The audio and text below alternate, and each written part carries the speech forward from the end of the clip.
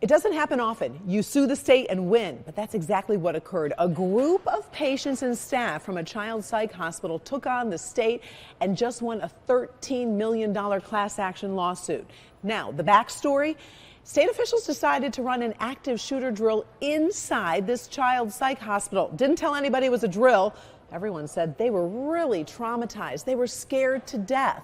Now, I got the chance to sit down with a mental health worker who was there that day. She walks us through what happened, how she says the state treated her, and explains exactly why everyone is still affected by this incident. So that particular day, my direct supervisor, her office was directly across the hall from mine. I was in the office, I was, getting together some forms or what have you, and I ended up hearing over the announcement that there were 2 intruders in the building. And I was just like, what? And so they said it over, and the person overhead, they sounded really afraid. They sounded serious. And so my first thought was, oh my God, like, how am I going to get out of here? So I immediately kind of, closed my office door.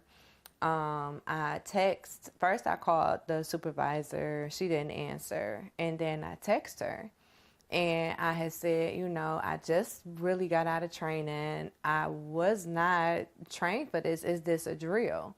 And she was just like, I don't know. And then I'm like, oh, okay. And I, pushed my desk up, or pushed it was like a table in my office. I pushed the table up against the door, and I just kind of sat there.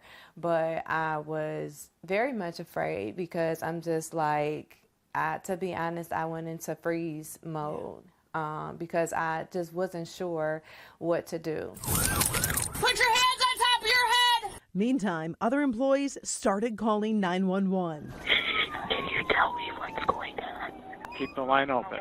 4 police agencies showed up at the facility with guns drawn. They, too, didn't know this was a drill. Is this a drill? I'm thinking, how am I going to get out of here? And I was just thinking, I'm going to take this office chair and bust this window and jump out the window. So with them saying it, they said it again, and they was like, it's 1 white, 1 black. They got AR-15s. And I was just like, this is real. Little did this mother of 4 know. This was not real. This was a drill.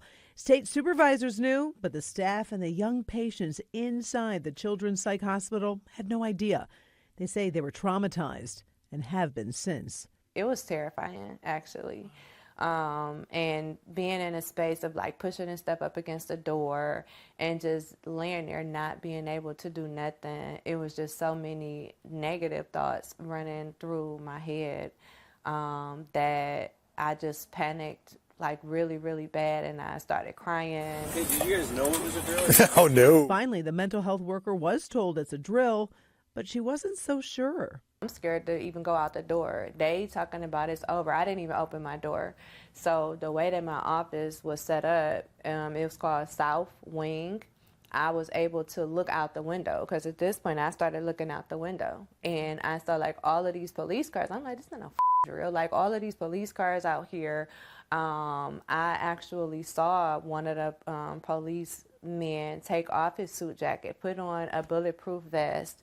I saw them with my own eyes have the maintenance guy in handcuffs on the ground, and he's a black guy. And so for me, it was just like, but y'all keep telling us this a drill and you want me to believe it. But the worst case scenario, this man could have lost his life, and nobody considered that. And it was just horrific. So at the end of the day, how do you feel the state handled this? Terrible. I feel like they still have not taken full accountability as far as us working in a setting where children are already living and reliving trauma. It definitely was not completely thought out to a point of thinking about the mental space and how it would impact the people that we service, because we're already working in a place with this sensitivity, and you go and do something like this and not expect it to bother people a little bit. What do you think in terms of the settlement? What does the settlement mean to you? So for me, the settlement means fairness as far as the children are concerned. Because when it comes to them, outside of me being terrified out of my wits, a lot of them, we didn't have a choice because we're adults. But at some point, I feel like we would have had a much better chance of getting out than they would. And so with them, it was like a sort of imprisonment to me. And so I feel like with the settlement, it is helpful for them, with them having some type of compensation and a little bit of an apology, but not a full accountability. Since then, Hawthorne was shut down. Jones left the job and still worries about working in an office setting. I didn't like being in there with the office door closed. I was very afraid of just stepping in there because my trust for everybody in the building just waned. Like, it completely left. I ended up paying for mental health services out of pocket, and I took a leave. Like, I took a few weeks here and there because I just I didn't feel comfortable in there. I had this very deep mistrust for every person in leadership there. I still work for the state, but I work for the state in a different capacity. And with me leaving from going from, that residential to one where I work more in the field, I feel more comfortable because I feel like I have an escape. I don't completely feel comfortable with working for the state if I have to commit to staying within an office space. Because I kind of have this mistrust for the state and how they tend to rectify issues when it comes to like how it impacts everybody as a whole, workers and the people that we service.